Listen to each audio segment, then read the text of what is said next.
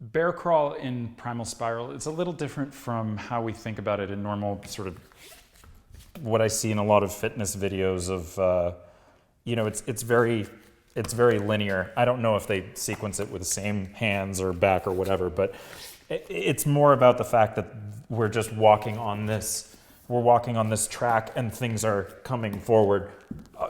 Bears, I don't know, bears don't move like that.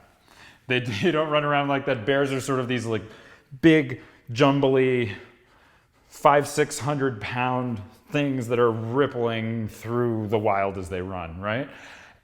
I see that same locomotion in spiral.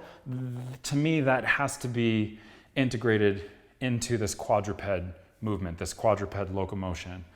So my take on it is that we're going to be combining, theoretically, we're going to be combining that long sit spiral, sort of that dissected, that half long sit spiral.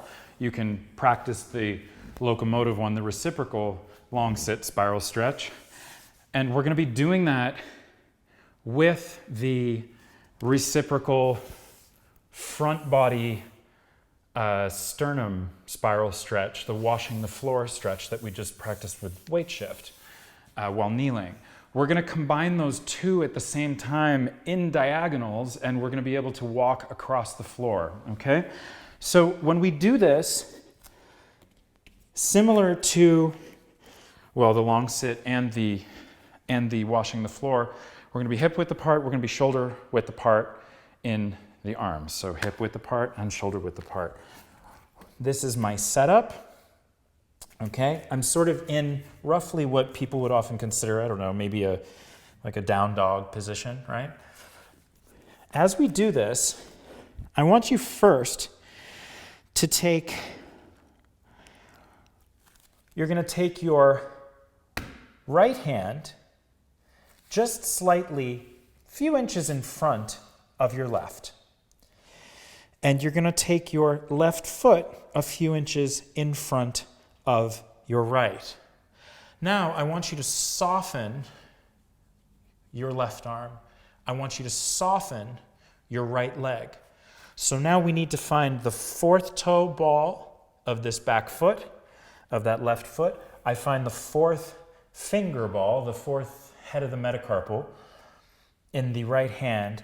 And I want you to push into both of those as you soften this knee, this right knee. It doesn't swing in and out. It stays hip width apart. Knees are facing forward because that's the direction we're locomoting. And it will turn the heart away as this leg spirals out. So I'm getting that long sit spiral stretch.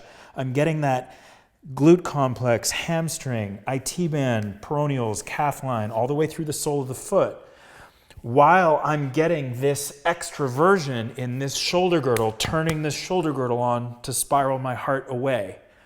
I then rinse and repeat. So I come a few inches forward with the hand, few inches forward with the foot. I push to spiral stretch to the right side. Right side saying because that's the direction my sternum is turning. I come forward with right hand, left foot. I push to spiral to the left side. I come forward with the left hand and right foot to spiral stretch to the right side. When this starts getting going, it doesn't have to be as pronounced and big a stretch and as powerful a line all the time. You can just kind of run around with it a little bit, or you can really take that time to get that deep stretch, to get the full back body sacrum line for the pelvis, while also getting this strength line here to extrovert in the shoulder girdle. Just so you see this head on, you'll notice how as I push into the spiral, it shrugs the shoulder up out of the way to give me a nice deep stretch, and it shrugs it up out of the way to give me a nice deep stretch. That's a bit of an advanced one because we're combining both keystones, spring loading sort of against each other to be able to locomote. But I think that this gives us a model of quadruped locomotion that is ultimately much more organic and not so stiff and linear, which to me never really resembled a bear's movement. So that is our bear crawl, really a double spiral stretch in locomotion, quadruped.